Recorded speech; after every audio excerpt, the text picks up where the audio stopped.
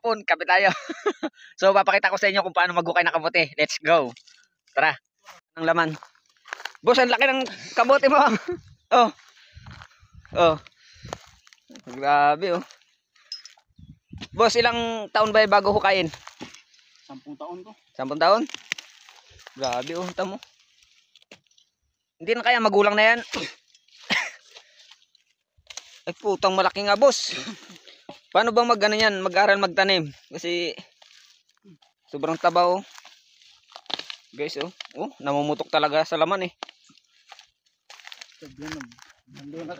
Oh, tinataga na lang yung laman. Sobrang laki. Laman na to. Laman na ba yan? Laman ng kahoy. Laman ng kahoy. Oh, kamuting kahoy nga, di ba? Grabe. Sanga-sanga, boss, ah. Ganyang kalupit dito. Pag may itinanim, may aanihin.